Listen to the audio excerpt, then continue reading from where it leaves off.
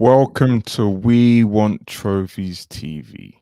And today is a preview of the weekend's football. We'll talk a little bit about yesterday as well. Um, I'm joined by two guests. Guests, please introduce yourself. I'm Elias, lifelong Arsenal fan for my pains, but I remember the glory days. I'm introducing myself.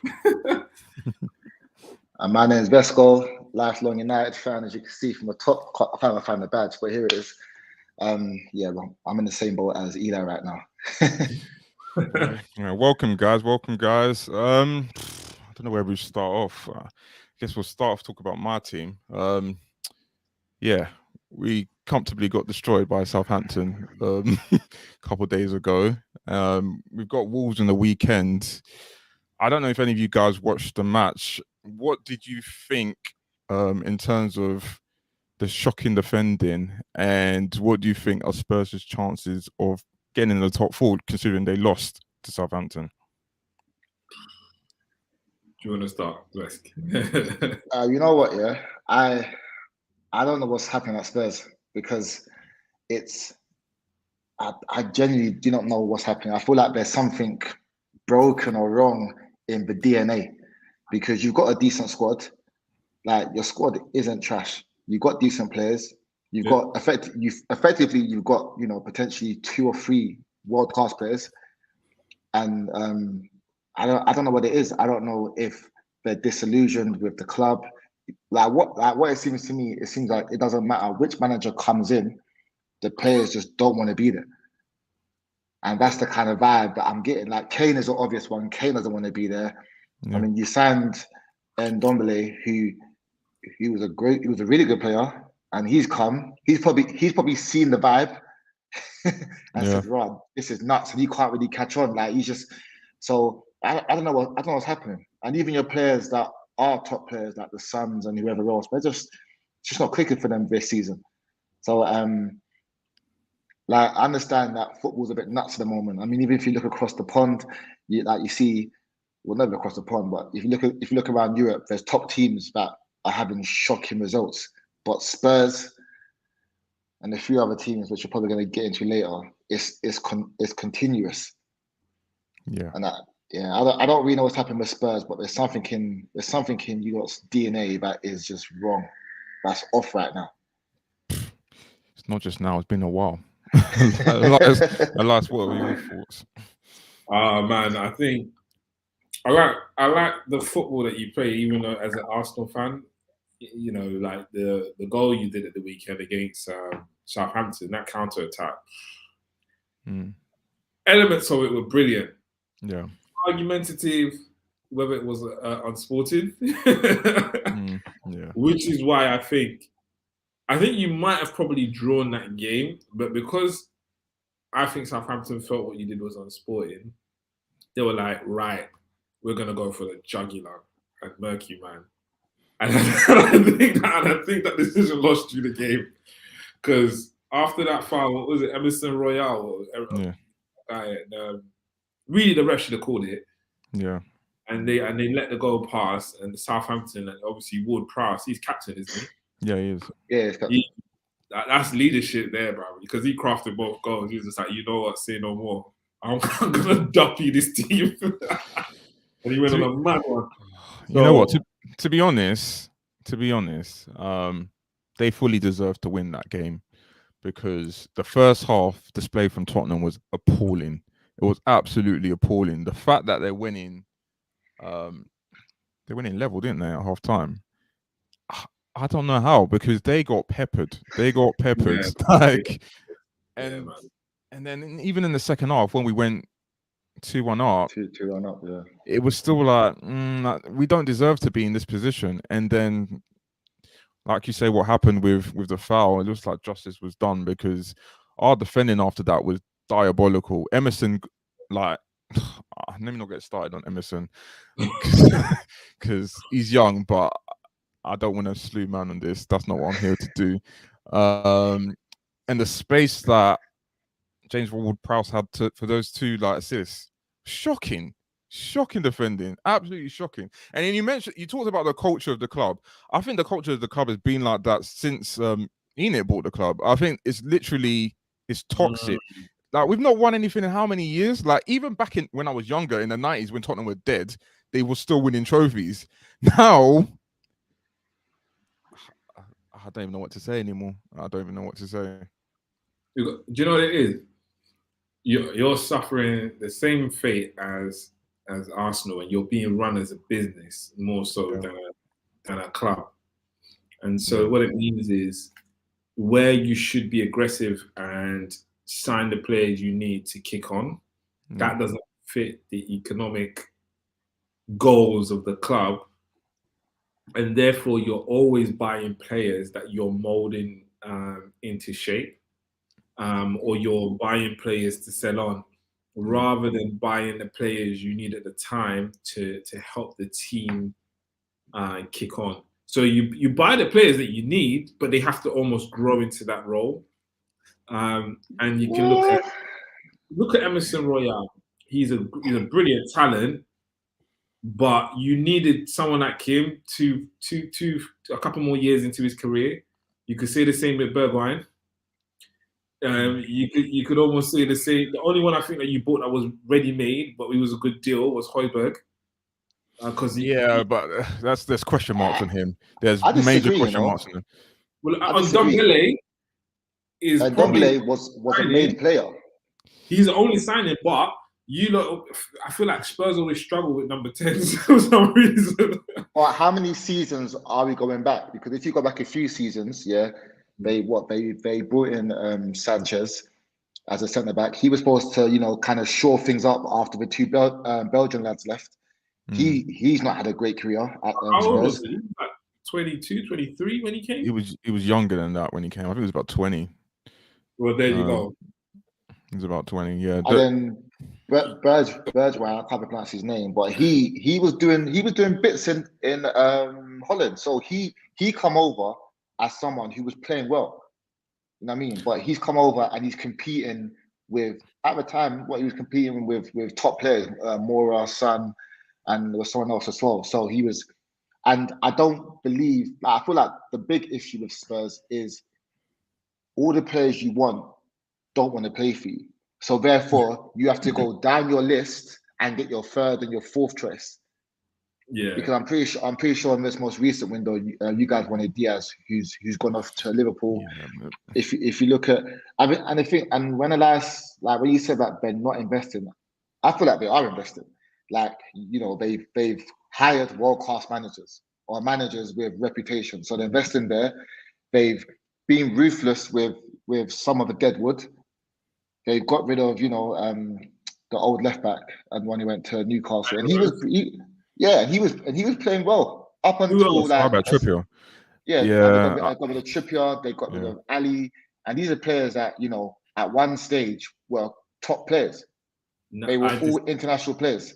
Trippier was he was an international player. Ali at one stage people were talking about him like he was world class. And Rose was brought into the England setup. He was a decent left back. No, Rose is finished. He's finished now. He can't even get into the team he's in now. Yeah. No, let's look at it like this, You're talking about a team that when Tottenham's philosophy happened, every team has their convergence where what they're trying to achieve and what they have in their squad meets. Spurs had that about 2-3 seasons ago, and it's at that point, if you don't buy the players you need, your club will either go back or you just kick on. There's no middle ground when you hit that point. It's a bit like, we'll come into the other clubs, but it's like when United, when you won your last Premier League and you had the old guard, and do you buy the players that you need now and kick on, or you don't? And I think Fergie took that risk, but that's another conversation for another day. But I think that's where Spurs is. When you look at it, Ndombele was 70 million, but you didn't have the right manager to play him in the right way. He's a Yeah, confidence player. Do you know what I mean? He's not, and you bought him, and you almost had the wrong manager with him because really you probably needed someone like Poch under him.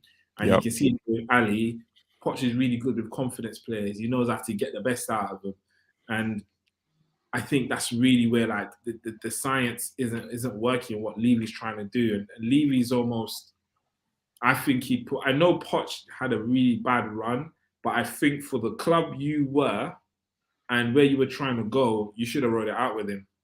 I think the Poch run happened because we didn't invest before. So it got to, I think it was, I think it got to that season. We got to Champions League final.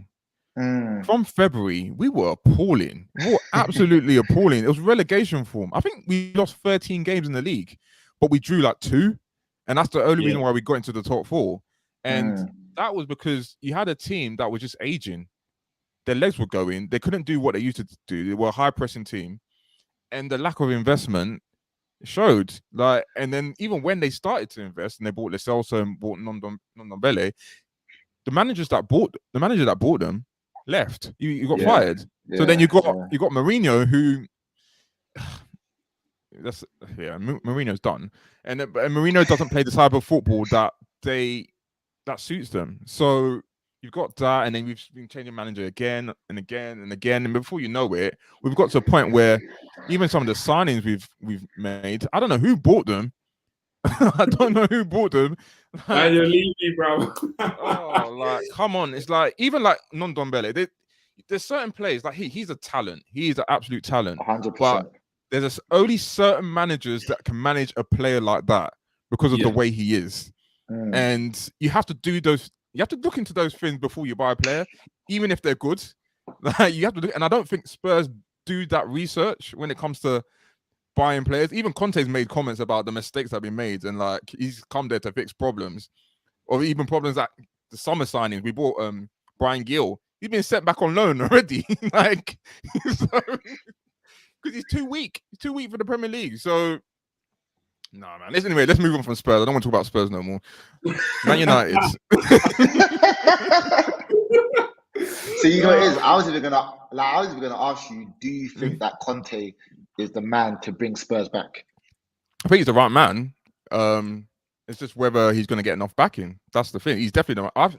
I think if you want a manager who is a proper project manager and can come in, do the job, fix it, and then leave, and then someone else can take over and it still runs smoothly, Conte's the man. Unlike, so you're saying what, like 2 seasons, maybe like a season, like probably like 2 transfer windows. I think at Tottenham he needs 2 more. He needs 2 more. I don't. Maybe even 3, to be honest. You're going to lose Kane. Well, you're going to lose Kane, which is going to be a whole nother headache. But I think you lot should be happy to lose Kane. Kane right now, to me has been a liability for your team for the last couple seasons. I mean, don't get me wrong. Last season he was doing what he was doing. Every other season he's done what he's done. But he's a liability. And you watch him play. I think it was last season when he was injured, and Son. That's when you saw the best Son you've probably seen. Son's always better without Kane because the way the Spurs team plays when Kane is not there is more fluent, a bit more like Liverpool, a bit fluent. Like there's no main striker, literally just rotate, and it suits people like Son. Like he's fine with that.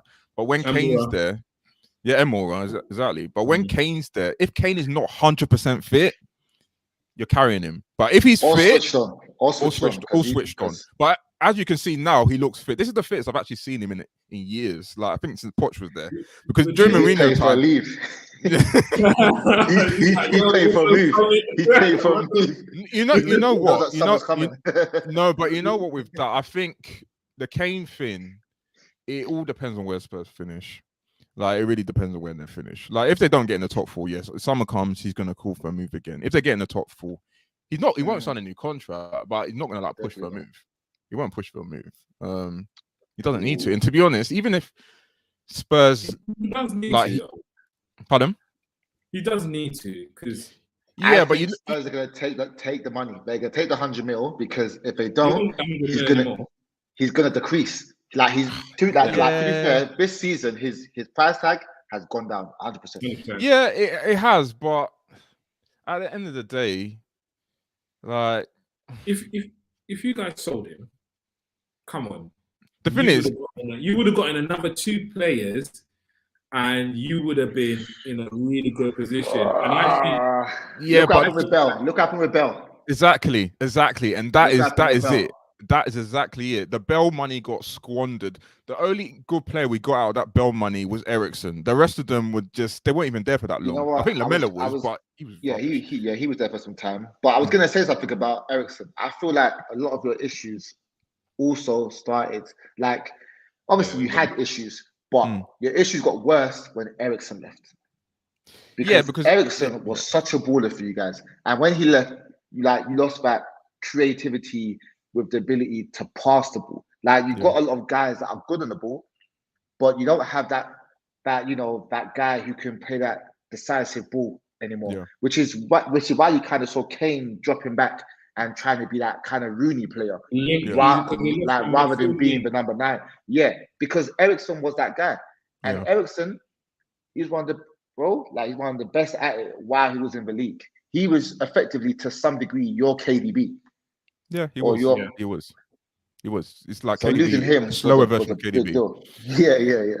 Yeah. No, you're right. You're right. Like we didn't replace him, but the Ericsson was just the phase in how Spurs were falling apart, because it actually probably started when Walker left, because he could see that as good as Spurs were at the time, like the ambition was not there. They didn't want to buy no players, and then Danny Rose started talking trash because he wanted more money, because his boy Walker had bounced for more money, and then before you know it, they're all talking players. Players talk. They're thinking, nah, all of those men at those clubs are getting way more than us at United.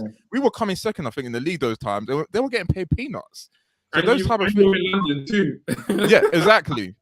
So those type of things, players, they see it, and then the levels just dropped, and now we are where we are now. So yeah, I don't know. We'll see. Top 4. I still think top 4, as poor as we are, there's a chance. Way ahead to before you move on. Kane, what about Kane?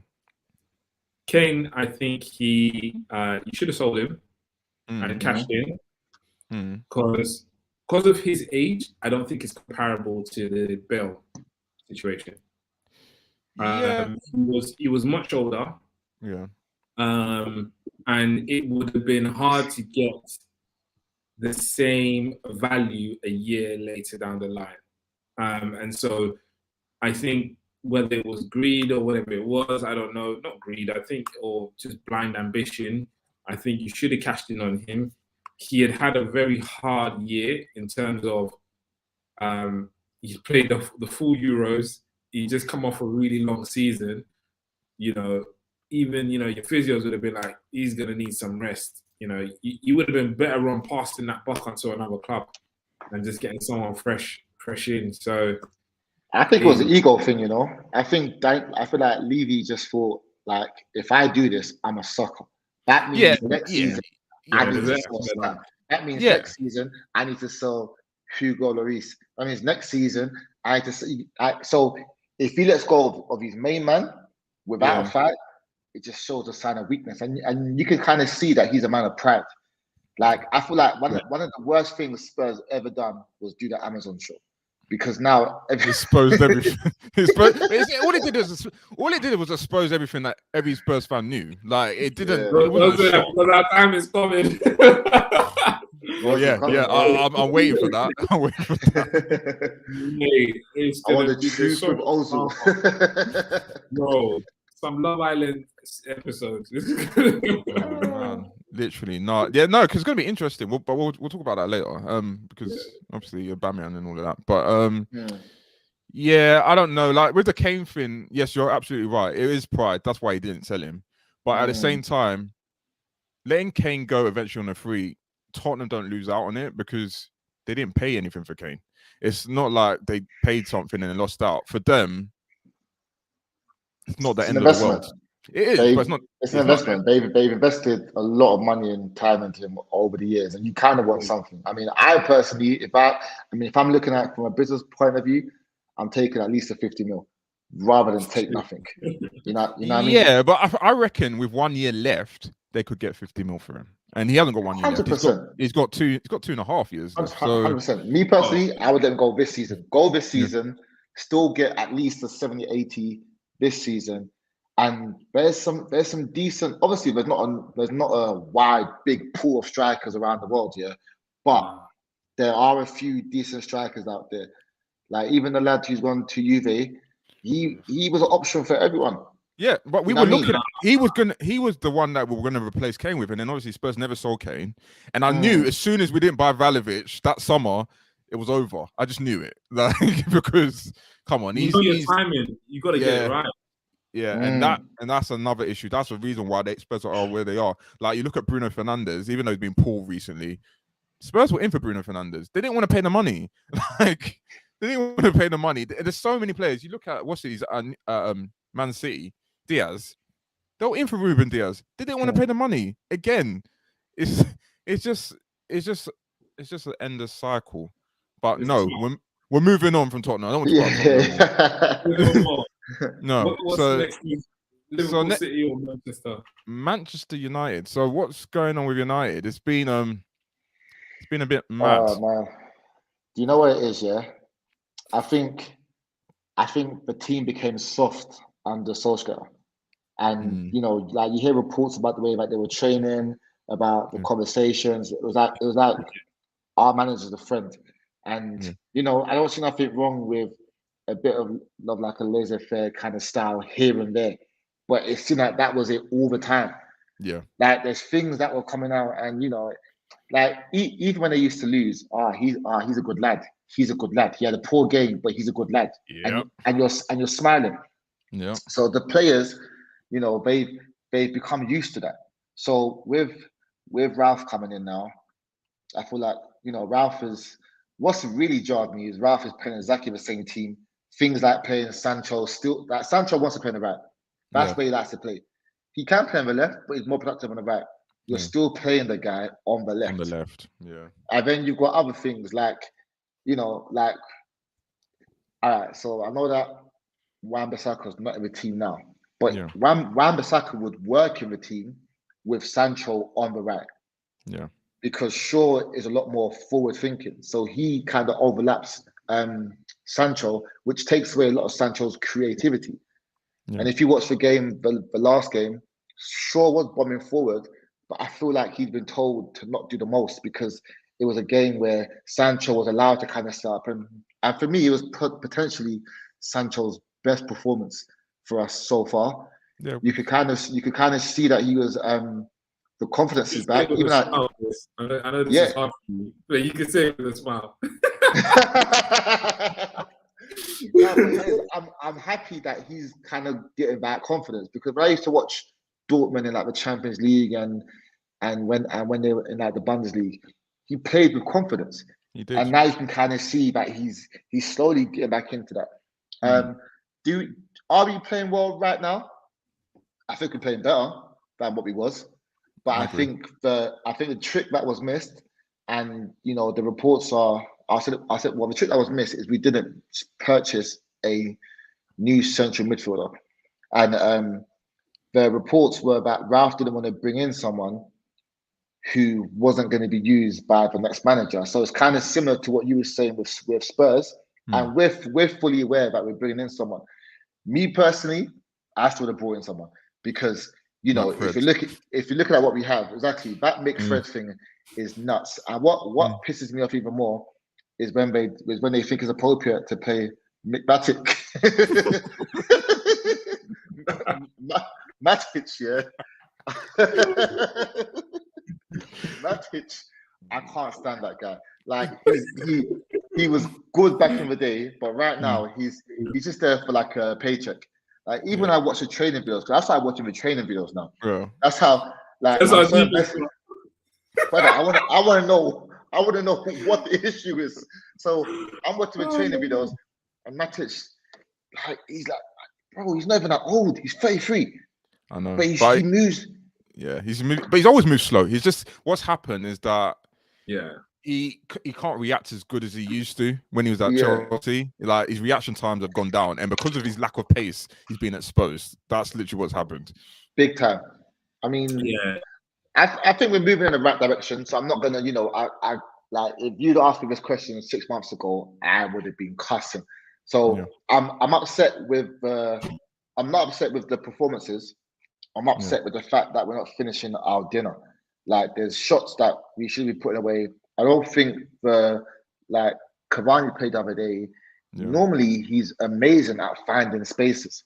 Yeah. I don't think he found any spaces the other day. He didn't. But we were still knocking on the door. We still played well for that first half, and really and truly, we should have had a couple. I think Rashford's finally got his attitude fixed up, and but the problem is he has these spells too often. So I don't know if he needs a psychiatrist. I don't know if there's something wrong at home, but he has these. It's almost like he's a moody teenager, and when he's going through the emotions, he decides to play like I don't know what's wrong with him. But I think I want to try to be positive. We are going in the right direction. We know where we need signings. God willing, we get back defensive midfielder. The problem is we've been screaming this for 2 seasons now, and Mick Fred is still there. I think McTominay is a decent player, but Newcastle come and take him. And I think Fred right now, I'm happy to keep, not because he's a better baller than McTominay, but because he's a workhorse. He's a workhorse. Yeah. And if you have him working next to someone who's composed and can actually play, so he does all the dirty work. And let's say you had him next to Pogba. I don't know why these two don't play with each other. It's a myth to me because you've got someone who's prepared to run around like a headless chicken, who's prepared to mark that best player, and then you've got Pogba, who, even though he's come out from injury, on his first game back, he played pretty decent. Second game back, he was okay. You can see he's a bit slow. His running back was a bit nuts for me, but he scored a decent goal. He's getting in good positions. Bruno, I think, is better when he's deeper. Yeah. Ronaldo's Ronaldo. So we've got a few things to iron out, but I just think it's going to take some time. So I don't want to sound positive, but this is as positive as I can be. Elias, your thoughts on United? Yeah. I think the problem at United is United always have these weird transfers where they buy a glut of actually really good players, and they just play them in the wrong positions, or they just don't play them right or get them right, and it's almost the same again because the answer I've always thought the answer for United was sitting on the bench. If you look at the team sheet, you wouldn't necessarily say, "Oh, okay, for where the players they have, they should be higher up." That's for sure. Yeah. Donny van de Beek, who really was a central midfield answer, like the guy showed his intelligence. I think when people say intelligence, let me articulate in this way. I would say footballing intelligence isn't necessarily technique, but it's understanding how the positions of the game change dynamically through the match and how you can constantly mold yourself into that. The easy way to spot that is players who can play in more than 2 positions. I'm not going to say 1 or 2, they can play 2 or 3. And Donny van de Beek can do that. So you have a proven intelligent footballer who's young, who's dynamic, he can actually score, and he can also play an 8 role really, really well. To obviously at international level, like he's doing it for Netherlands.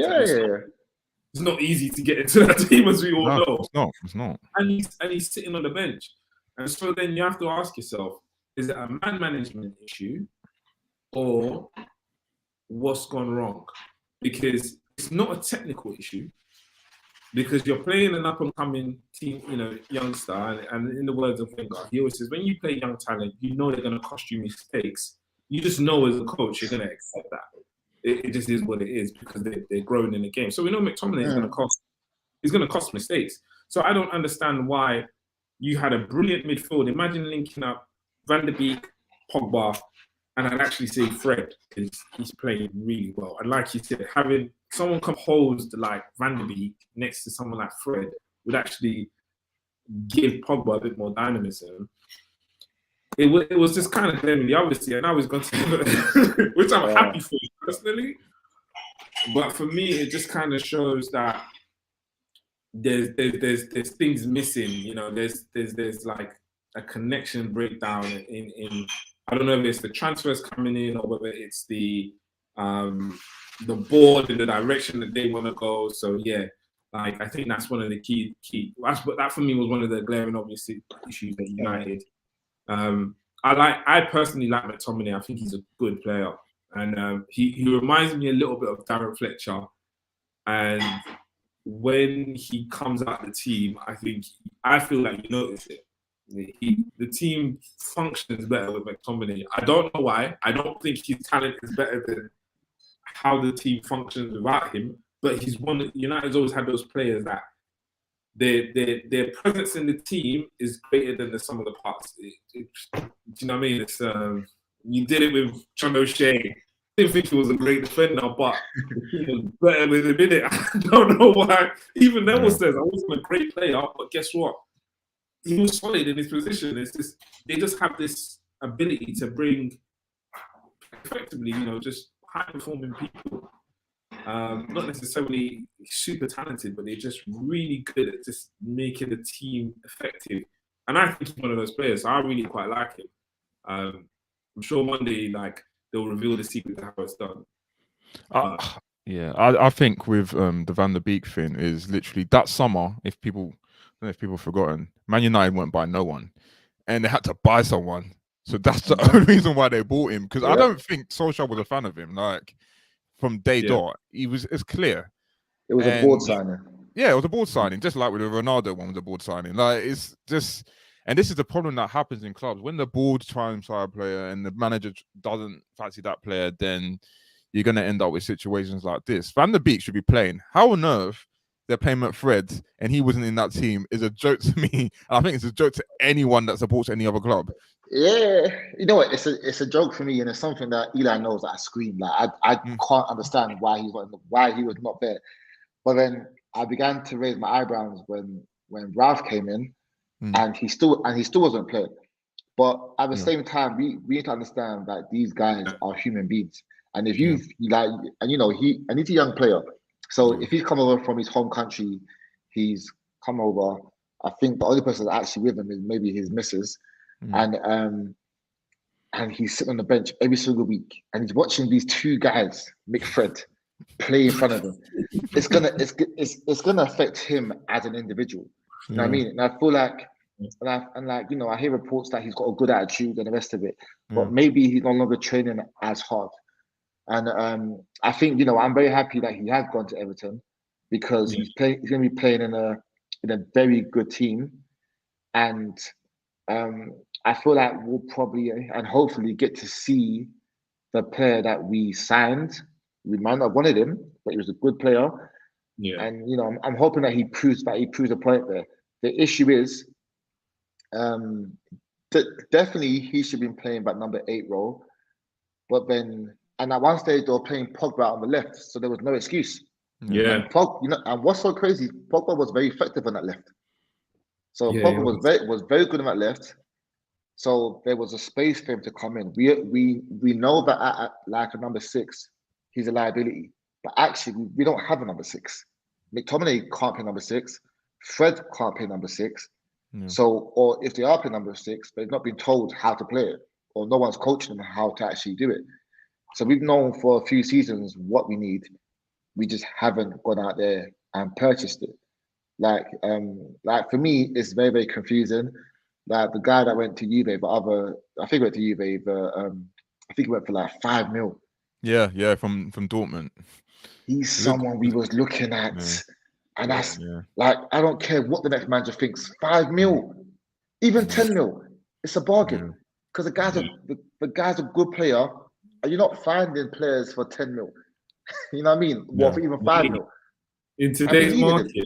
Zakaria, that's it. Like we actually needed him. Yeah. I can't, to me. So Ralph has a bit of an ego. We can see that in the way that he talks. Yeah. Ralph has a bit of an ego. Maguire is overrated. Do I think he's rubbish? No. He's overrated. Yes, he does need a break, 100%. Yeah. Sit him on the bench. I would make an example of him, captain or not. Make an example of that guy. Like, that's malicious. That's a malicious fan talking.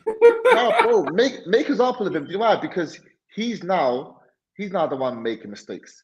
You know what I mean? Like Varane, obviously I don't feel like Varane gets the credit that he deserves. He's actually coming in and played well. Yeah. So what we need with him is, Bailly's always due a mistake. I'm not gonna lie. He's your version of Sanchez. Like, he's just done he's always he's a top defender, but makes. But this is a controversial thing I'm gonna say, especially with Lindelof. Yeah, Phil Jones. Yeah, I know he's not played much for 2 seasons, but the game that he came in and started, something said to me he's gonna have a good game. And I'll be honest, he had a really good game. Yeah, I think he came on as a sub against someone else. I think he was okay. But this guy, even I know it's been 10 years since he was signed, and the hype about him from 10 years ago. But now he's got a point to prove. He's got he has vengeance. You know what I mean? So let this guy play. He came on. He played well in that one game. I would have let the momentum carried on. So what that has been showing me is that in training he's doing a few things right. I know Bailly was out at the AFCON, but that means that he's definitely doing a few things right. Give him a chance and make an example of Maguire. Like, we just need a few changes here. Well, we need a lot of changes, but to be honest, Jones is actually the original version of Maguire. That's what Jones is. Like, so in terms of the way they play. So I agree. I think Maguire's been appalling for a while, to be honest. He's been. And the thing is, if I was a player, I would target him because especially and I think look at the goal. Yeah, Look at the goal from the other day. Yeah, exactly. It was shocking. It's shocking. And I think what doesn't help him as well at the moment with United is that they're trying to play a high line that does not suit him. He can't play in the high line. Like, ball over the top, he's finished. Like, he doesn't know what he's doing. He's running in circles. Facts. Unless he's got Aaron Wan-Bissaka on the right of him, and that guy has been benched. Yeah, he's an excellent. Granted, he was injured, so he was injured. I don't want to say that he was just. I mean, he was having a bad season, but recovery tackles. There's no one in the league better than AWB. So if Maguire, who's very good on the ball, he's decent in the air, is being exposed with that high line. Have someone who can cover him, Aaron Wan-Bissaka, because Aaron Wan-Bissaka, even if Aaron Wan-Bissaka did get spun like that, they don't call him Spider for no reason. No, you're right. You know what I mean? So he's brilliant. He's a brilliant player, and I won't say player, defender, tackler. Yeah, that's another matter. That's another matter. I think he's a good player, but I don't think obviously he has glaringly obvious weaknesses, but it's like Adriano, people still describe him as a brilliant player. He couldn't use his other foot. But neither can Giggs. That foot is that ball leaving his foot and it's pointed at the net. If you're stopping that, A&E's coming on afterwards. Do you know what I mean? And obviously it's just a comparison, but I think like with people like Phil Jones and Maguire. I actually agree. I think Phil Jones is a good quality defender. I don't know why he stayed at United. I think he should have left. Yeah, should have. I think he would have gone and done well. What it looks like is United tend to buy like almost the same type of defender, and it's because you've been blessed with big, tall defenders who are agile.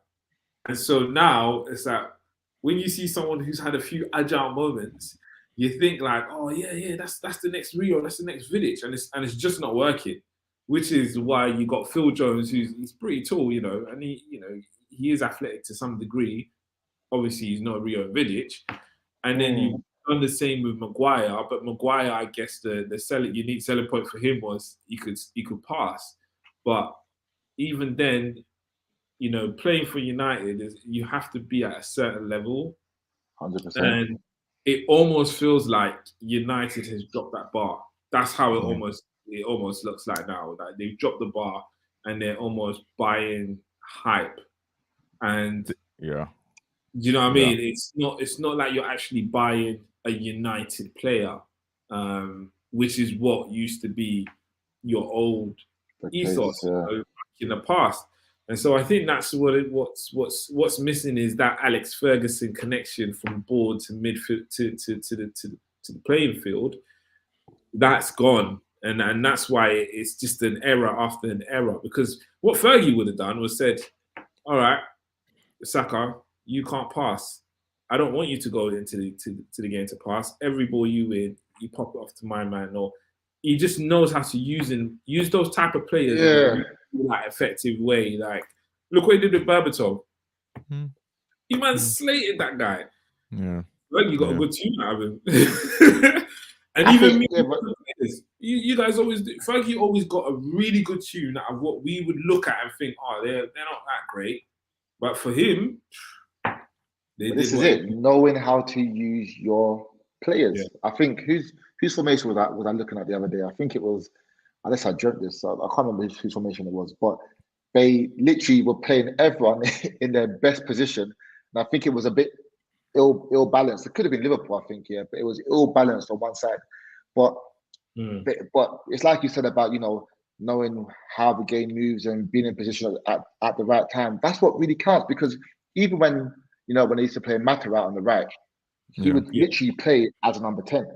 And then when they were playing Pogba out on the left, because of Shaw was so attacking, he could sneak in to like a, you know, like a half role there. And I think it's just about, you know, knowing how to, like, you know, my big thing about the summer is we didn't need Sancho. No. If you want to be honest, we didn't need him. Last summer, I'm a Sancho fan, so I don't know. But now you kind of need him, but that's a different story. But now we need him. But the season before, I think, you know, when the COVID and everything happened, when he was supposed to come, he would have been good to come then. It would have been perfect to come then, because the other guy hadn't had his breakthrough yet. Yeah. But I think this season we didn't need him, and if we were gonna buy a player, the only player who we should have got in that position, and Elias probably knows what I'm going to say, is Grealish. And I just feel like that's the case because the style of play, he's very direct. We don't actually have a direct player. The stuff that Sancho does is the stuff that, you know, Rashford tries to do, or the stuff that. So when you're buying Rashford, when you're buying Sancho, you've effectively just bought another Rashford. The thing is, Rashford is technically a centre forward, whereas Sancho is a winger. So you're not actually giving anything different. Yeah. I think maybe once he finds his groove, I feel like we may get the best of him. I think if we get the best of him, it's going to help, because assist-wise and creation-wise, he's amazing. But there was another guy who was used to the league, who, you know, if not for his injury, and was playing for a weaker side, if not for his injuries, would have probably been on that assist list and creation. I think he was the number one in terms of creation in the whole of Europe before he got his injury, playing for Villa. Yeah. That's it. We should have got him the season before. So many people should have got Grealish. So many people. Crazy, because he doesn't fit City's team either. No, he doesn't. He doesn't. Yeah, we all know that. But City bought him because they knew, like, if he goes to someone else, like, he's a real problem. I think that's what they got. I think that's what they got out of him. I think with Grealish, he is one of those rare number. I don't even know what number he plays, because I've seen him play all sorts of numbers. 10 and out on the left. I was gonna say a 10, but I was like, I'm not sure if he's a traditional. Because of the way he dribbles. Back in the day, he would have been a winger because he's a dribbler. It's just nowadays they don't play people in those positions. But he would have fitted in at United, but they didn't get him. What do you think of your chances of getting into the top four? I think chances of the top four are good. I think you know, like I said, even the last couple of performances where we got draws and then whatnot, we've actually been alright. We played well. You know, I think I don't know what needs to change. I feel maybe, you know, Bruno maybe needs to be a little bit deeper. When he's a bit deeper, he plays a bit better. It allows him to influence the game more, and it probably allows him to connect with Pogba more, because those two are going to be in the pitch. So I feel like McTominay should potentially be the guy to be sacrificed and play Fred or play a centre back in that holding position. You know, like I don't want to. I'm not suggesting Jones to play there, but when Jones was younger, that was a position that he did fill. He did fill that number 6 position. I think when he stood at what team was it? Blackburn. So, but you know, like Varane could probably He did it well, actually. He did it well. Like, he was decent there. Like Maguire could, like if we're that desperate to have someone to just stick, like I know Fred would bring the energy, but those guys would probably bring a bit of composure. And I just feel like if you're gonna have all this attacking flair, you know, but we need someone who's going to be disciplined. McTominay is not disciplined. McTominay loves a shot. He loves a goal. You know what I mean? So therefore, he likes to join, and that means we don't have no one. Pogba, defensively, has got worse.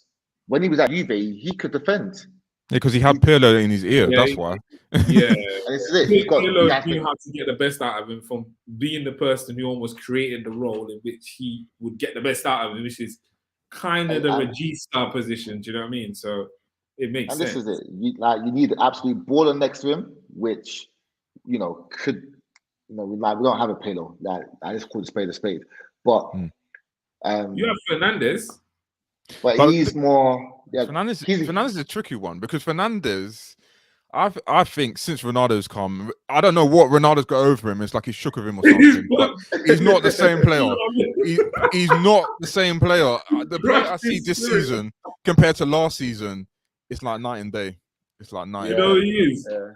Ronaldo is from Game of Thrones. He's Ramsay and.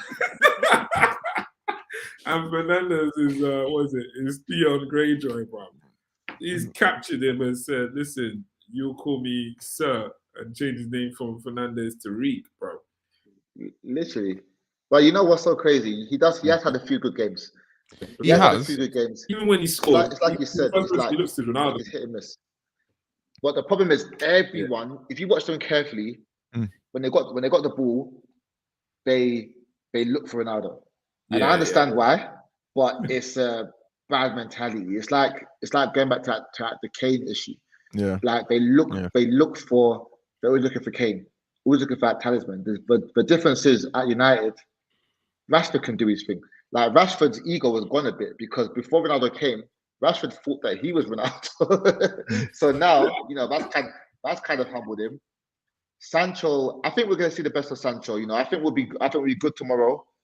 And I think next week when we got the Champions League, I think we'll be fine against Madrid. I watched them play against Barca the other day. They were shocking. So, you know, I feel like we've got some confidence games, and we've got an early kickoff tomorrow. Is it Southampton?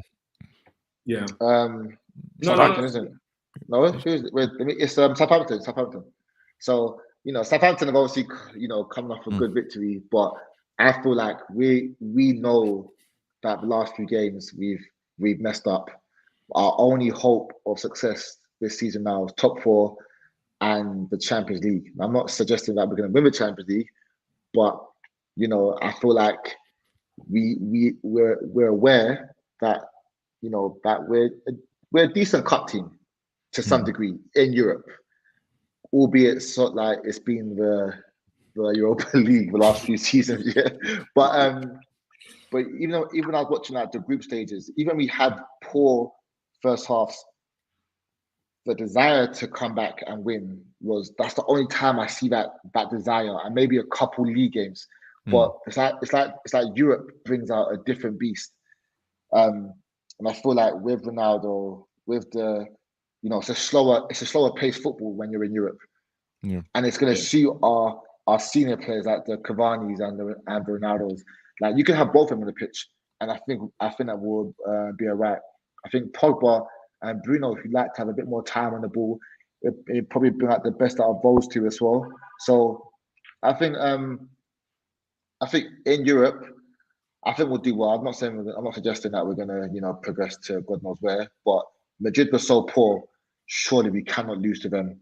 And Southampton, player for player, we're a better team. So Where is the it's game just about tomorrow? it's that Trafford. It's Old Trafford. So we're at home, Okay, and I feel like we can't afford another poor result. We've been lucky with Spurs not doing well.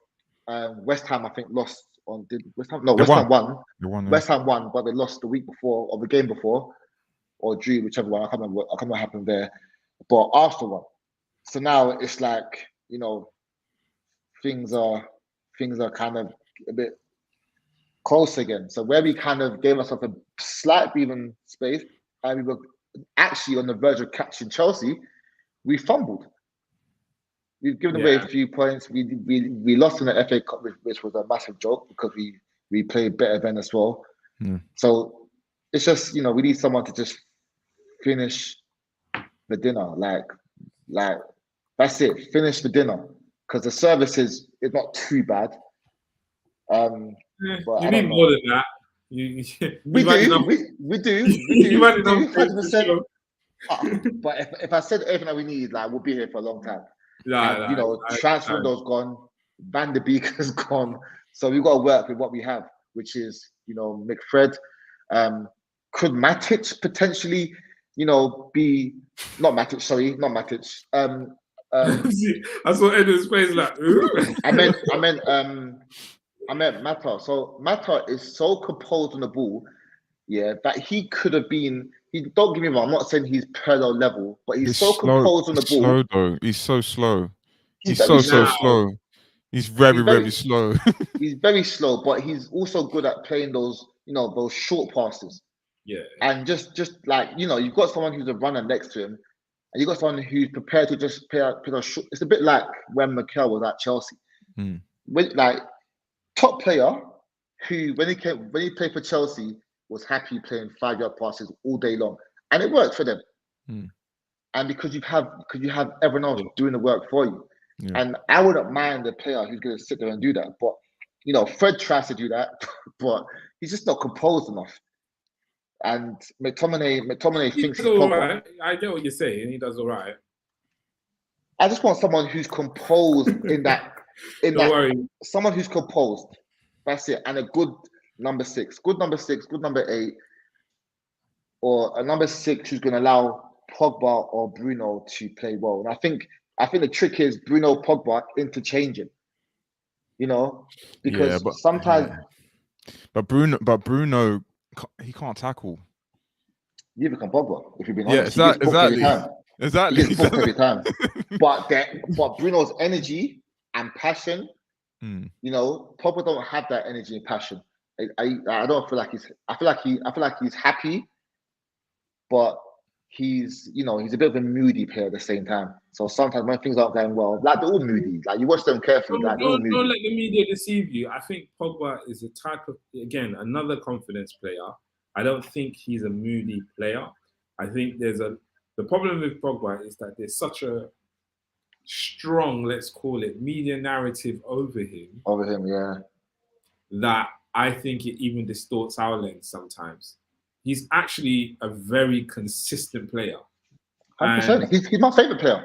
Yeah, and the games where he doesn't, perform, they're not outside the norm. They're very normal of the most consistent top level players. But because he's Pogba, and there are reasons that this podcast will go into right now for, the reality is he has been a very good player for a good number of years. And this narrative is so strong, you'll watch other, big broadcast channels saying, oh, he's this, oh, he should be doing that, oh, I don't really think he's got as much as he should at United. When your most arguably successful manager since Alex Ferguson left, and he went on live TV and said, my greatest achievement is coming second with United. And everyone was laughing at the time. And now he's left and you realize, oh, I see And what that you was meant. Pogba's best season. That was Pogba's best season at that time. Exactly. Yeah. And he But said, yeah, and I see what you meant. Pogba's my favorite player, but I can't defend his tracking back. And that's you where don't need to. Listen, he does need to. I'm not gonna lie, he does need to. Let me say this. When did you ever hear anybody talking about tracking back for Pirlo, for example, or for, let's even change the position to say someone like Mata? Like, Yeah, but they had cover. He's got no cover. And the thing about that's not Pogba, his. it's not his fault. That's the club's Yeah. fault. It's not his fault because you even look when he plays for France, he's got Kante next to him. So Kante does all the dirty work, and Pogba could be at his best. And Pogba's also a player. Yeah, exactly. Well, there you go. And Pogba's also a player. When he feels this team is on my level, you see another level with him. 100%. As soon as he sees the levels drop, his head just drops because he thinks, I ain't winning nothing with these lot. Like, and there's some players like that, and people shouldn't look at them in a bad way. It's just they're winners, and they're not going to be the people that drag you along. They're the type of people that need to be in a group of winners and feel, yeah, now I can do what I can do. Yeah. Yeah, I hear that. Now, I'm going to ask about Arsenal because it's a club close to my heart. Well, I know Edwards is a Spurs fan, so he will leave this topic away as long as I was possible. going to talk about Arsenal. I was actually going to talk about Martinelli. What happened yesterday? That guy, head gone. Let's just call it head gone. You know, you have those moments in life, and that person who's always normally kind or normally docile, they just flip. I think that was his moment. The foul, obviously, that led up prior to him shoving his hand in his face. Obviously, he didn't like the challenge. Yeah. And he retaliated.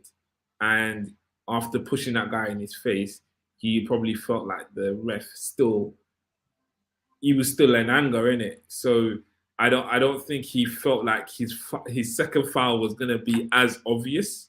It was blatantly obvious. And it was blatantly obvious. Very obvious. And, it's just his youth, man. He's young. Yeah. He's young, and you got that. Listen, I like Martin Keown. I didn't like the way he tried to defend it yesterday. I was like, what are you talking about? And he knew he was wrong, and he was just like, well. And then he started attacking Jolion, and Jolion was just like, bro, it was a foul and a second. There was no excuse. They say if you the ref lets the advantage play go, you know, then it's fine. It's fine because it's one continuous play. But even then, you still made a foul twice. Do you know what I mean? It's still two fouls, so it deserved the red card, in my opinion. As an Arsenal fan, he deserved to go. And it's just a shame that it was Arsenal and it was Martinelli, because it doesn't help our narrative in being an ill-disciplined club. No. How many red cards have you had like this year? I swear, like it's either 13. I know someone's going to correct me and say, "Oh, it's 15." I don't know. I think it was 13. It might be 15. Something 13 like that. since when? This season. You mean no. I think it's under Arteta's reign. Under Arteta's reign. Oh, really? Yeah, something like that. We've had quite a few red cards. Xhaka's probably carried about 90% of them. 100%. But you have liabilities. Like, you have players who you look at. Like, all right. So if someone has said to me yesterday at halftime, yeah, there's two players on Arsenal's pitch, or the Arsenal team, sorry, who had been booked. I would have guessed the two guys who had been booked, Partey and Xhaka. Yeah. And it's the same, it's the same serial offenders.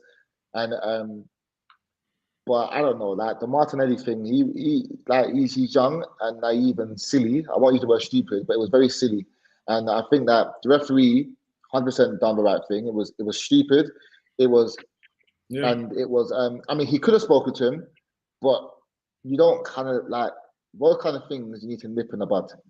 And I feel like the referee, like, it's the same minute. It wasn't even 5 minutes later. It was the same. It was the same minute, which therefore meant the referee could have been thinking, A, he's taking liberty, or B, he's going to try something else in a second, or it's going to escalate.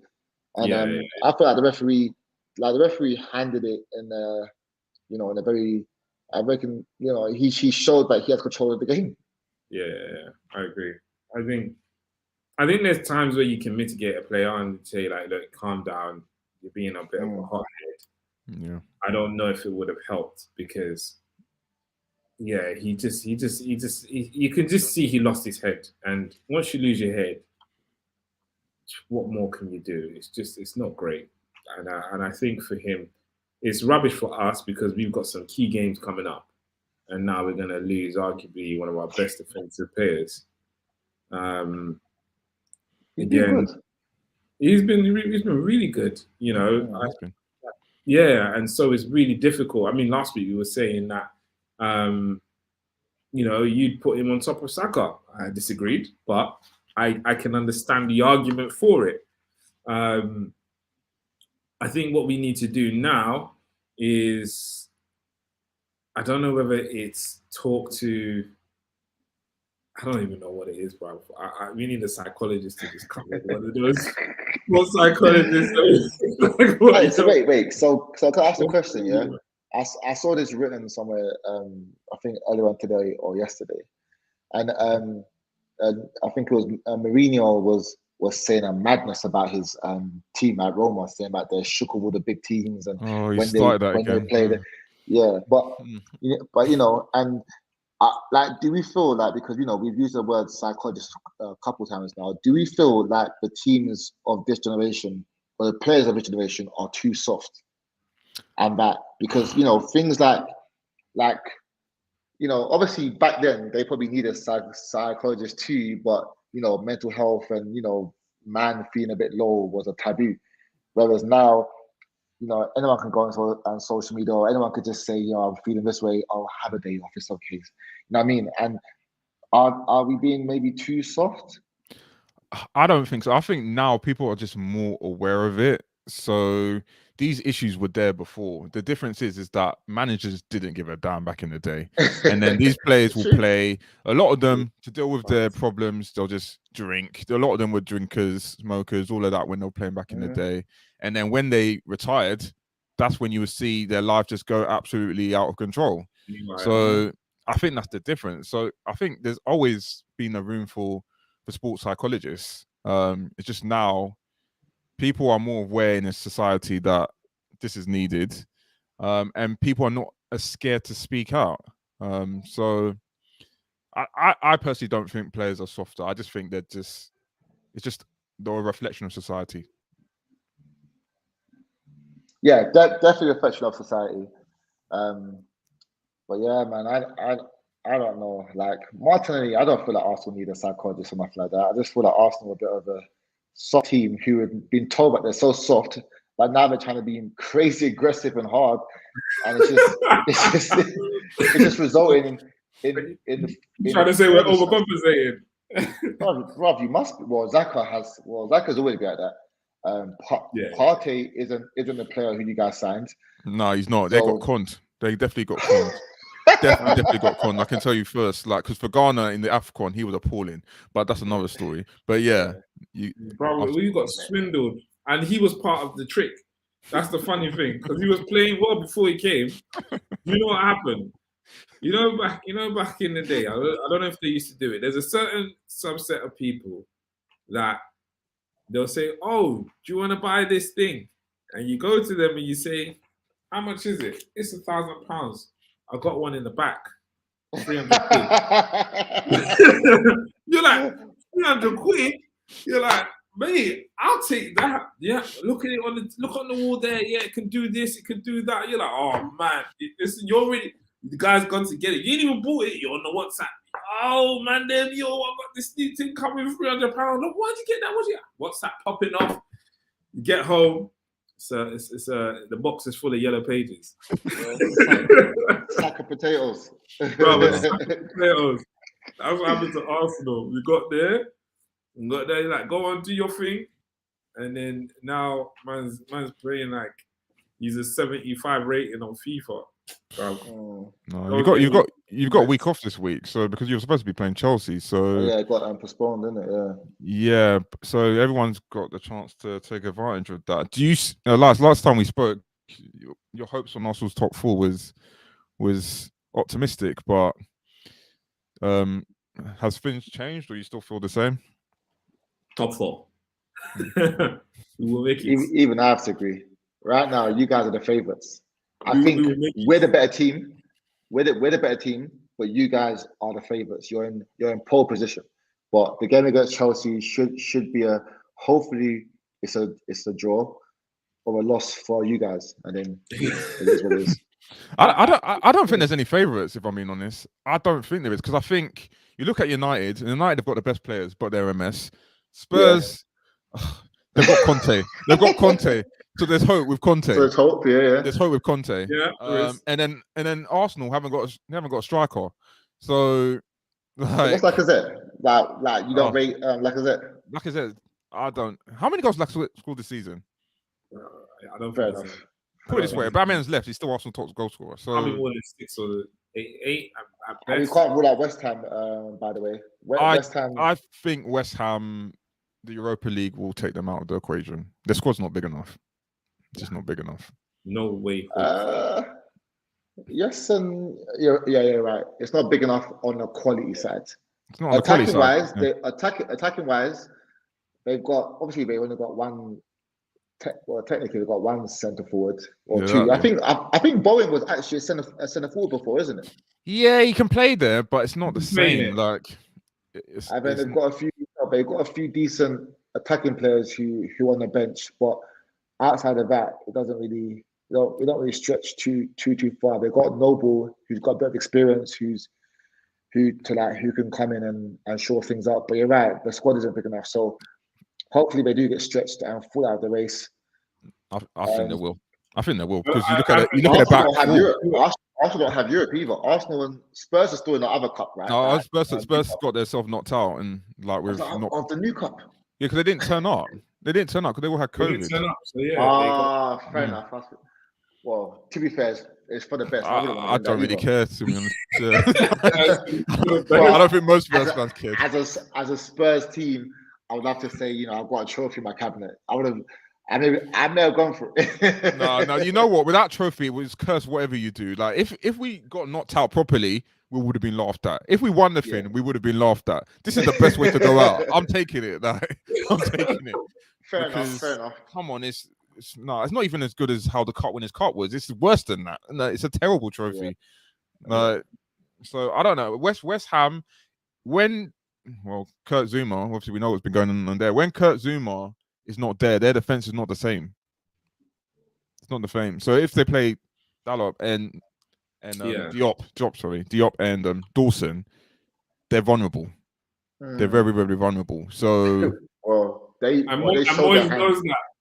That's why he played it. He had no choice. Literally. Like, the thing is, that game, because West Ham didn't play well that game. If he wasn't playing, they would have lost. They would have lost that game. So, yeah. Anyway, let's move on. There's a reason why, Moyes is riding deep. Yeah. Anyway, let's move on. Let's talk a little bit about Liverpool. Obviously, they won convincingly yesterday, and they played Diaz. Salah's back. Do you think they've got any chance in catching City? I think they potentially can, because City. I think what the advantage Liverpool has is they have. No, it's not really an advantage. I guess the predictability about Liverpool is you kind of know where the goals are coming from. Stopping it's a very different question altogether. But it's going to come between 3 players. City's harder because it's probably about 6. Only 6 players can score at any given time, and that's what makes it difficult, like I said last week, to play against them. How I think they might catch them is effectively fatigue. I feel like coming out of the whole Christmas period, I just feel like Liverpool probably managed their players a bit better, and they've actually recruited well with this Luis Diaz. Yeah, Yeah, it's a Luis good Diaz, player. Good player. Yeah. He's come in and he's just slotted in well. And that's one thing I always rate Liverpool for. Their recruitment is top notch. They always know how to get these players that just kind of just settle into their team really well. The only one I can think of that took a little while in my head is like Naby Keita. But even the way like he phased him in, it was in a really like, polished way. Like he wasn't 100% there, but then by the time he got there, it was just like boom, like he was critical. So I have to say, like, with the way Liverpool are going now, if they keep up their form, because the last 5 games or 6 games, they've won 3, drawn 2, lost 1, and City have lost none. They've drawn against. The draw was it 2 weeks ago against Southampton. Southampton, yeah. Yeah, they drew 2 weeks ago against Southampton. Apart from that, they've been killing it, and I think if actually I have to change my mind now. I can't see. I don't know what you was. That's what I was thinking. I don't know what you're saying, bro. I can't see the Captain City. I was trying to fight for them, but because I like Liverpool, I like City, I like Liverpool, but in terms of the identity and brand they play, nah, it's the City brothers. I think the big thing, like when you said that, I made a face. And the reason I made a face here is because currently it's a 9 points gap. Granted, Liverpool have a game in hand. So do Liverpool have the quality to catch them? Yes. But where is City dropping these points? And that's the big question. Like City now, they've got two. They have 2 teams. They've got 2 first teams. Yeah. So their squad is big enough. You know what I mean? And they're not a perfect team. Like they will make mistakes and whatnot, and they potentially will drop points. But so will Liverpool drop points. So with that 9 points gap, we can't make an assumption that they're going to win that game in hand. They both got relatively, like, respectfully, like both got away games, but they should win. I think it's Burnley, Liverpool, and Norwich City, so they should win those games. So the next weekend, which is one set of games less, it's still going to be the same gap potentially. Yeah. So I can't see. I think they still got to play each other again. I don't know if it's home or away for who, but I think the question is, do Liverpool have the ability to catch City and continue to play well and win games?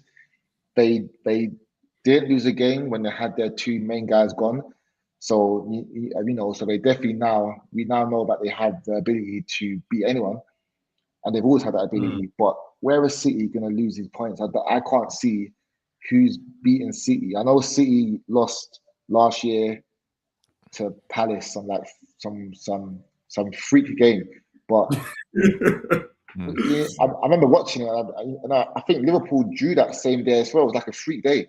Yeah. But it was like, and that's not something that happens often.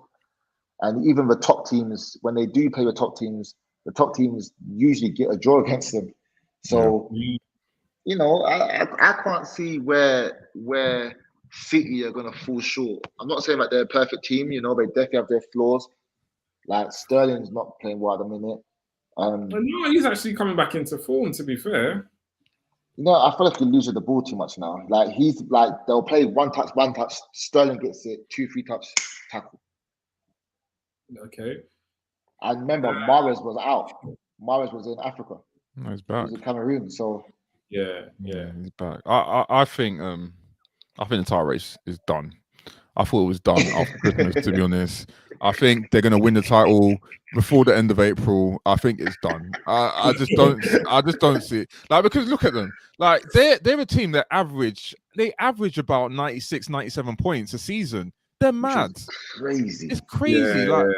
Like no one can. You know what? I can't wait until Guardiola's gone. I'm not going to lie. I can't wait until he's left City, because things will be more realistic again. Because just 97 points, we can't do it. Like Liverpool. Technically, Liverpool will probably be the best team in England if it wasn't for the fact that City are there, because Liverpool, in terms of the last 5 years, like points wise, have been near them apart from last season. They've been Premier League winning points. Yeah, exactly. Listen, both teams broke the record in the same season. What was it, 3 seasons ago or 2 seasons ago? Yeah, that's insane. Exactly. And they haven't let up. That's the problem. Yeah, they haven't. No, like they're a machine. The thing is, with City, because they play the same football, all they do is just swap a player. So when someone's not in form, okay, now we're going to swap you with this player. Then that player goes on a purple patch, and then they start increasing the form. Then they swap them. It's just like chess with them. 100%. 100%. I just think. I just think there's no Gundo chance. can't even wait. I don't think that Gundo even starts anymore. Yeah, well, there you go. Like sometimes was a stage he was unplayable. He can't even start no more. Bro. Silva, who at one stage was come off as a sub all the time, is now starting. Mahrez, I think at last season, was on the bench. He's now a starter. Sterling, who was starting, the only mainstay player that they have in the attacking, whatever 5 positions or whatever it is KDB. And you look at, and then who's the Spanish lad who's in the center? Is it not Pedri? Rodri. Rodri, Diaz, Cancelo. Is that how you say his name? Cancelo. Yeah. Flipping, mate. He's on. I don't like you talk about signing young players, yeah. Yo, it's some creative left back, right back, whatever. He's just some creative defender. Bro, I don't know what he is. Both of those guys that they signed are young. Yeah. And what Diaz is 22 now. They signed him when he was 20.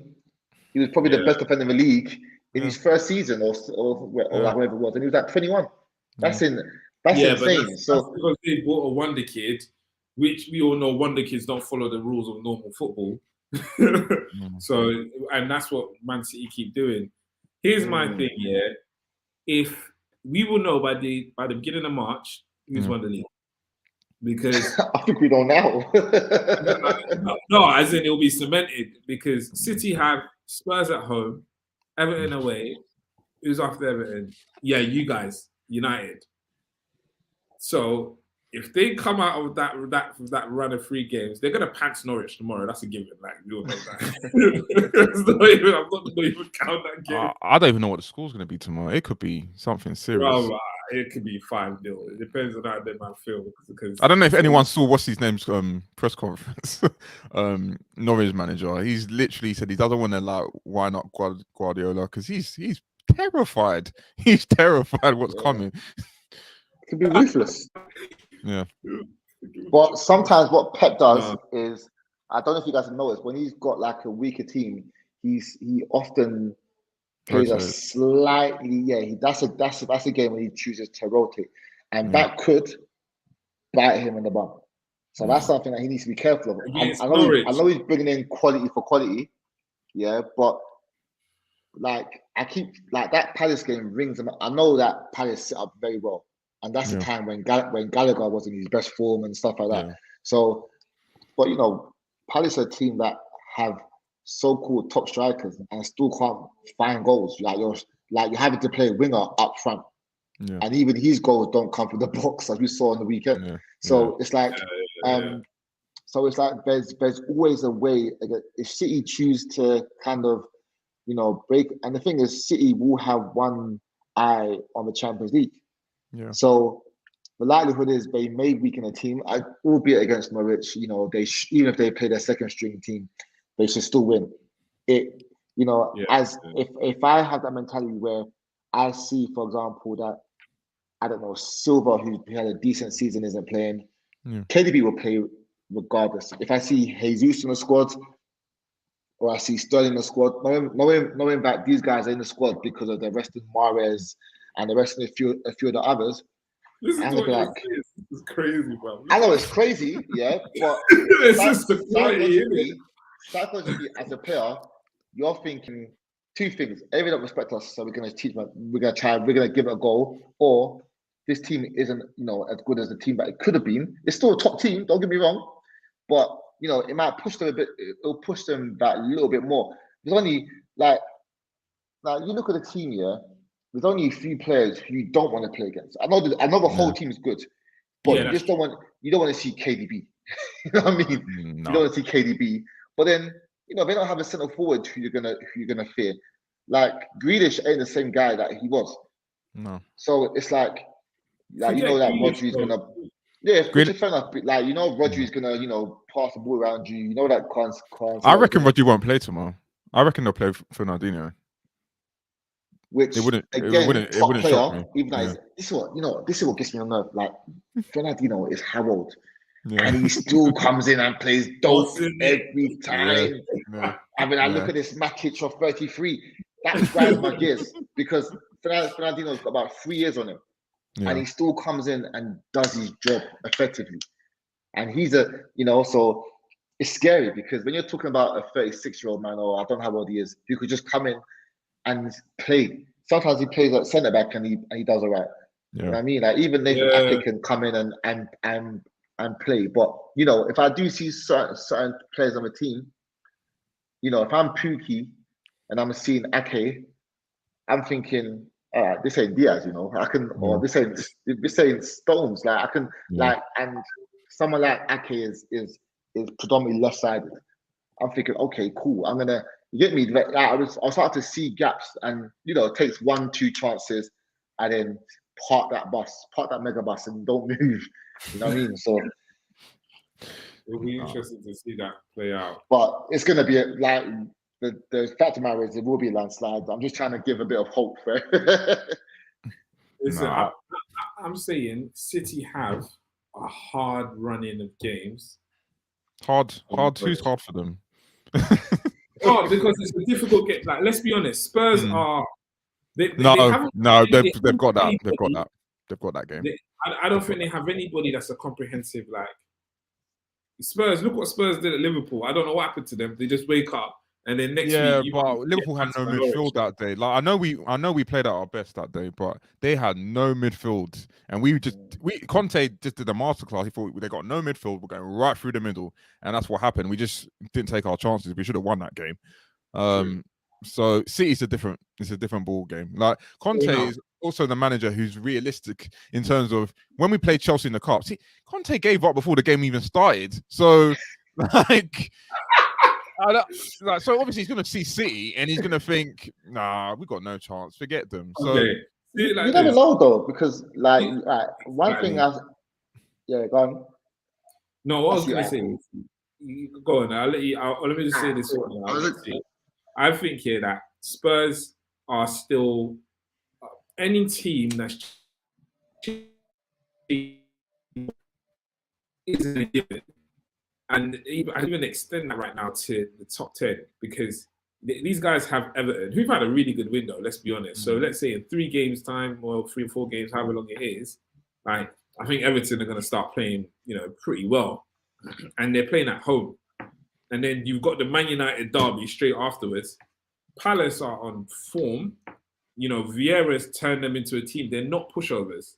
They're a very difficult team to beat, and obviously he's from City as well, isn't it? He knows the team. So it's not, I don't think that's a straightforward game. And then straight off the back of that, they got, Man City light with Brighton.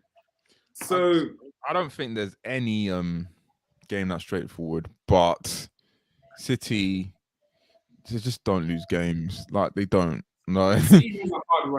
I can see them. I can see, like, let's say, how many matches are left for City this season? They play, 24? Yeah. Something like that?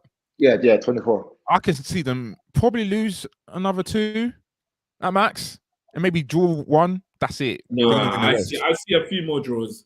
To be fair, I would say there's max probably of the 9 points to lose. Yeah. Max. Yeah. Which means then Liverpool have to be perfect. And they're not going to. But I think, when you look at your top 6, and I'm going to have to take out Leicester out of this at the moment. I think if you take the analogy of like boxing, where boxers say, like when I fight the best, it brings the best out of me. That could potentially be what we see with the teams in and around the top 6. I think managers get a slight ego. Players get a slight ego. So, that's what I hope for the sake of the league. I hope for the sake of the Manchester Derby as well. But the truth is, when we're looking at world football, you will struggle to find a team better right now than City. And if you look at, even I looked the other day, and I think, Madrid have played 23 or 24 games also. And that's Real Madrid, who are top of the Spanish league. Yeah. And the points in comparison to City, like they would still be about third in our league. Like City are miles above every team in the world right now. Yeah. PSG have got a slight shout, but that's an imbalanced team. Yeah. So well, they just sacked Poch, so what about to sack him? Yeah. Well, about to sack him, yeah. City probably the best team in the world. Definitely got the best manager in the world. I don't feel like that's even up for a debate. He buys very, very well. He buys very well every single season. He's clearly good at man management. He knows he doesn't give the wrong player a long run in the game, like a long run in like the team. If someone's losing form, like if he managed Maguire now, Maguire be on the bench. Yeah, 100%. You know what I mean? So he knows what to do, when to do it, and even if they do suffer defeat, I can't recall a time City have suffered two on the bounce. No. So no. I don't think. Listen, I'm trying to create entertainment. you have to try harder, mate. That's just the fact of it, yeah. But I'm just saying that the running that they have, like, even if you're a player in City, you're like, okay, yeah, we'll win, but this isn't an easy run that we're gonna have. Like, yeah, I feel you. And teams are gonna be on their A game. I think those top teams, you should see tactical performances. Like, for example, against United, United, there should be zero reason why Fred isn't playing, and he's literally got his arm around KDB. That should be like. I feel like if you take derbies KDB, don't follow form. Derbies don't follow form. It doesn't. They, when you go, they don't. But I'm sure we got whooped. What was it? 5 the last time? No, you lost 2-0, but it was like a 2-0 hammering. That's what I remember. Yeah, we lost 5-0 to someone this Liverpool. season. I don't know. Oh, it was Liverpool. Yeah, see, that's, to me, that's still a derby. So, but against City, we do have a decent record since Ferguson's left. Decent. I'm not saying it's good. Since Ferguson left, it's been decent. We've somehow got a few decent victories. That was under Oli, quite a few draws. Yeah. I don't know what happened when that guy was playing like against City, but he kind of, it's like, but that's that thing about getting the best out of your players against the big teams. So I feel like someone like Klopp when they play Liverpool, Klopp, like Liverpool's always got a chance against City. I think who else has got a chance? I think a few other teams have got a puncher's chance. Like if you've got a centre forward like Kane, you've always got a semi chance. Like Arsenal don't have that guy. But I feel like Man City struggle more against teams who don't have a recognised centre forward. The teams that have people floating because they can't. They don't know who's going to run in behind. Anyone that's going to run in behind is who give them problems. Like if you got a Kane, they could just mark him out of the game. Unless Kane, but he drops so deep now, and that's where it's the problem for them. But if you've got a traditional number 9, he's not going to get sniff. He's not going to sniff. And he's against 2 guys as well because he's normally being marked out of the game by 2 different guys. So you need those wingers to do their job as well. It's usually and they got a top keeper. Because it's actually from top to. It's the only thing that they lack is a number 9, but the goals are. Like they don't like it. The goals come from everywhere. You don't know where they're coming from. Like 1 minute it's Mahrez, and then I agree it's not bang goals, but Mahrez, Silva, KDB, Jesus occasionally when he plays, like the goals are there. They come from everywhere. Like the centre backs are still scoring headers. You know what I mean? So. See, the goal Rodri scored last. Was it 2 weeks ago? 3 weeks ago? Rodri I think he scored two games on the bounce, or he scored 2 in one game. I think. I think it was 2 in a bounce. I think it was 2 in a bounce. So let's before we close, let's just go through some of the fixtures this weekend and what we think the score's going to be. So, United against Southampton. What do you think the score's going to be? Money's on Southampton. I think they Yeah? might nick that 2-1. United reverse score 2-1. I'm going for a draw. I just don't know about United. I just feel because United, they have played well the last 2 games. Middlesbrough, they played really well. They just wasted chance after chance. Yeah. So I don't know. I'm going for a draw. I'm just saying that because of what happened to us, but I don't know. Another game. What? Brentford's Crystal Palace. Ooh. Palace should take that. Yeah. Palace should take that. Yeah, Ericsson is probably, I don't know if he's fit, but yeah, Palace for me. He'll probably be on the bench tomorrow. He'll probably be on the bench. I'm going to say Palace, probably 2-0. Palace. 2-0. I can see a 2-1. I can see Palace shipping a goal, they always do. I think Brentford are going to win. I think they're going to win like 1-0. That's what I'm going to go for. Could be wrong. What else is going on? Everton Leeds. That's going to be an interesting match. I feel like there's going to be loads of goals. Yeah, I can see a 3-2 there. 6. It's gonna be a 1-1 game, and you know what's gonna happen? They're just gonna throw caution to the wind, and it's gonna be one of them games. No. Well, Everton are missing Everton are home, but they're missing Mina. Mina's out until April, I think. So their defense is shambolic. So I don't know.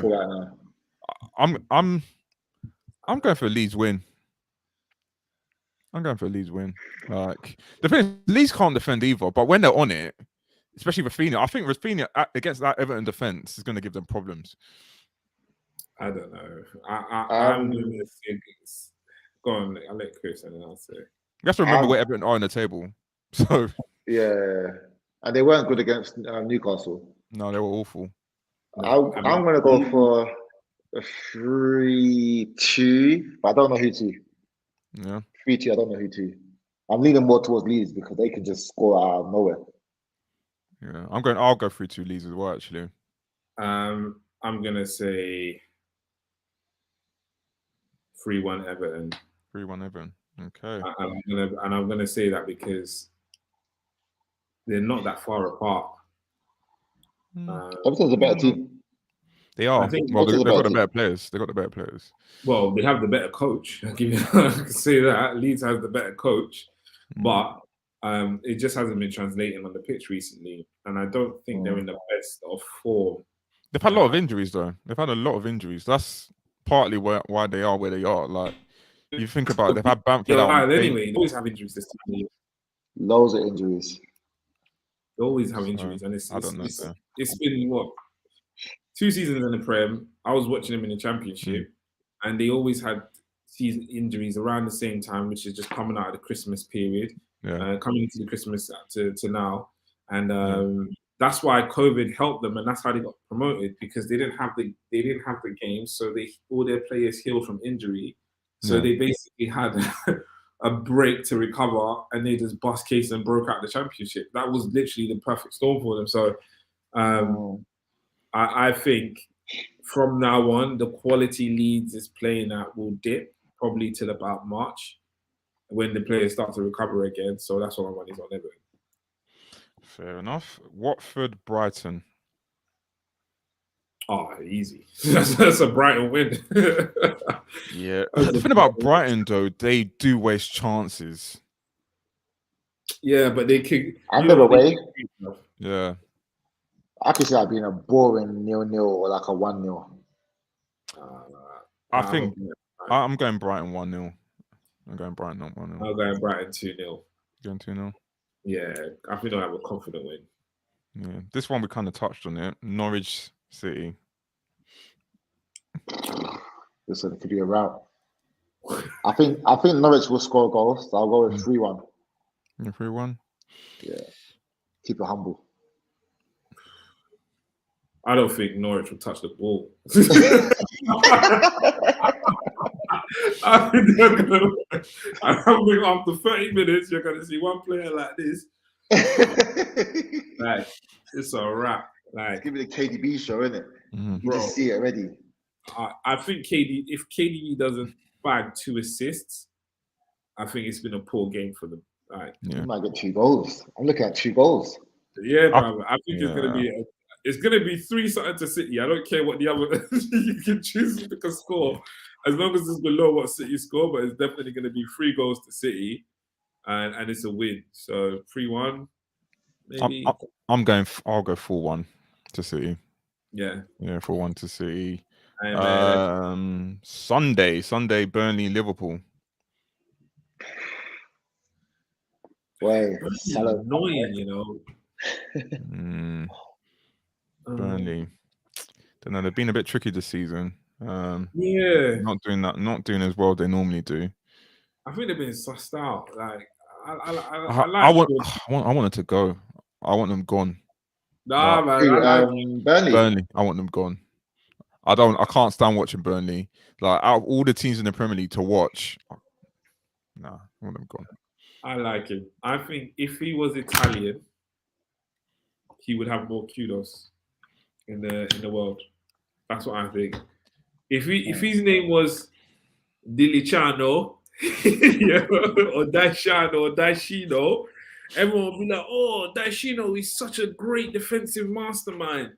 He puts together resilient teams." But because he's shown the height and he's from, he's up in Burnley, we give him 0 ratings. No, because the football's dead. To be fair, it's not great, but you got to give them respect for even still being in the Premier League. I do respect them, but I want them gone. I hear you. I can see you know what it is? Watching the Liverpool game the other day, they played like, if not for Kasper Schmeichel, it could have been 4 or 5-0. And and even they attacking wise, it was unreal what they were doing at times. Salah came on, and he had about 2 or 3 chances as well. So if I'm putting all that into mind, and if they carry that same mentality to this next game, Lord have mercy. I know that they're good defensive team. They lost their top striker, so I don't know where the hell the goals are going to come from. So this could be like a 4-0. To me, I'm looking at a 4-0 maybe. 3-0. You're going 3-0. I'm going to go 3-0 as well. Yeah, I think Jota will score 2 again. Newcastle Villa. It's going to make him captain on fantasy. That's going to be a good game, Interesting game for captain. Yeah, Newcastle Villa. So that is an interesting game. That's a very interesting game. I like Villa. I do. It's going to be a 3-2. I'm going with a 3-2 or like a 2-2. I don't know who to, but 3-2 or 2-2 is what I'm going with. But Saint Maxim or Maximum, I don't know. Saint Maxim. Saint Maxima. He's a guy that has one good game, and then after that falls off. Like he'll have a very good game. Come on. No. All right. When I say good game, he'll have a game where he scores, and he won't score for a while. But that's because of the team. The team's dead. That's why. Well, it's a better team now. If Maxim, I wouldn't say City, but if he was at another team that was just a bit, let's say Palace, like. Him on one side and Sarr on the other side, that would be mad. Oh my gosh. They're basically the same player. He's mad crazy. Having a whale of a time. I think it's because of the team he's in. Like, I think that's a tough game. I think that will probably be. Personally, I feel Villa has the quality right now on their side. Yeah, especially with Coutinho in the squad, and Digne. I think Digne was a revelation. I don't know how they managed to get a signing like that. He's quality, man. And the reason why they got that signing Benitez is a wicked guy. He's a wicked guy. He's ops. Yeah. He came there, did his operation, and he bounced. Like literally, he did them dirty. For the I'm gonna say for the aerial threat that Villa has, and signing a player like Digne, if they get their set pieces right, in training over the last couple of days, I reckon I'll give it to Villa, and I'll probably say they'll have a convincing, not convincing. Let's just say 2-1, 2-1 to Villa. I'm going for 2-1. I'll go for a draw in that match. 1-1 draw. Yeah, I'm going for a 3-2, 2-2. Both of them ship goals. Both of them score goals currently. So yeah, I'm gonna go for that. Yeah. Tottenham against Wolves. 1-0. I'm gonna say 2-0 to Wolves. I don't know this team. I honestly don't know. 2-0 to Wolves. I think we might win, just because I think he will learn his lesson. Don't play Winks and Højbjerg together in the centre. So we'll probably play Bentancur, which will be different. I think we might scrape it. Literally scrape it. We haven't won again convincingly this season, so I think we might scrape it. This is optimism talking, you know. Yeah, it is optimism. You have to be optimistic. Otherwise, what's the point? This is optimism talking. Wolves are an enigma, bro. Like, yeah, but they waste. As you saw yesterday, they waste chances. So yeah, big enigma. So both teams are a bit of a mystery at the minute. So I think we'll beat them 2-1. I think they'll waste chances. I think they'll dominate and they'll waste chances and we'll win 2-1. So that's what I think will happen. That's a 2-0 win to Wolves. Yeah. I say that because you think Wolves are going to keep a clean sheet? Okay, 2-1. I'll give you that. I'll give you that. But it's still a Wolves win. And the Wolves that we all see is the same Wolves that Man City struggles with. Everybody struggles with. Even Arsenal but that's if you play to their strengths. Like, Wolves are a counter-attacking team. If you let them come onto you, it's a bit different because they don't know what to do. So I think they will know what to do. They're going to attack your centre-backs tomorrow. I think they'll directly attack your centre-backs to test them. And your midfield is a bit weak at the moment. So having Podence, Neves, linking up in your patchy midfield, I see it as a recipe for success for them, unfortunately. Okay, fair enough. Leicester West Ham, interesting match actually. Oh, come on, man! West Ham victory, man. I know it's on the Leicester right now. I'm gonna go West Ham as well. Leicester have been appalling this season. Have they? No, they have. Like, for the players they've got, and I know they've had a lot of injuries. Like, the way they are on the table, and some of the way they capitulated in matches, like the Tottenham one, for example. Leicester, they're underperforming. They're really underperforming. Here's my thing. I don't think Leicester have actually been as bad as the results. Not consistently, even though it says that. They've also been hit by injuries pretty hard, but also more importantly, I think that when they played Liverpool, they played really well. Even this weekend they played really well. I don't think that they're actually. It's just not coming out yet, obviously in goals, but I think that they're actually not too bad. They played City, and obviously City beat them with 6 goals, but they scored 3 goals. It was still, it's not easy to score 3 goals past City. Let's be honest, and with Henderson between the sticks. Do you know what I mean? Right. So I don't know. I think Leicester just need a bit more luck, really and truly. I think they just need a bit more luck, and I'd see them. It will be a different story in probably 10 games time. Is Johnny Evans injured? Injured. I feel like he's not been playing. I feel like he didn't play. I don't remember seeing him on the game on the weekend. Well, that might be a reason why they are where they are. Yeah, I feel like I did see him, but not this weekend, but recently. But fair enough. So but that's a 100% resounding. What's your take, Chris, on that game? I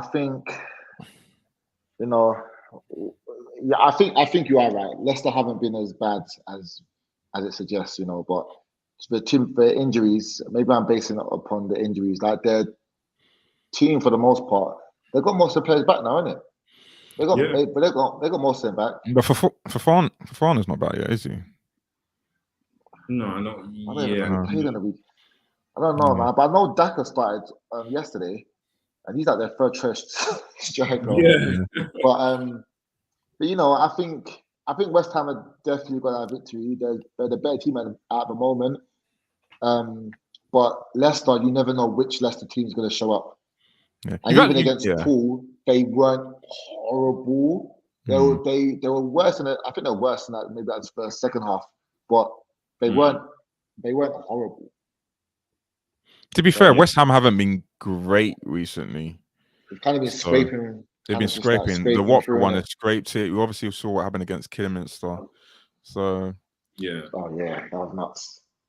Yeah. Leicester got kicked out, right? Was Leicester? Yeah, they got hammered by Forest. Yeah. Yeah. Well, that was bad. It was like 3 goals in like 15, 20 minutes. Yeah, it was 3-1 at half time. So yeah, it could go either way. Who knows? But guys, thanks for joining me today. You guys gonna come back on? Yeah, sure, man. Yeah, sure. It's always good. It's always good talking football. Good. Yeah. Hopefully, it's after a United victory. So I can smile more.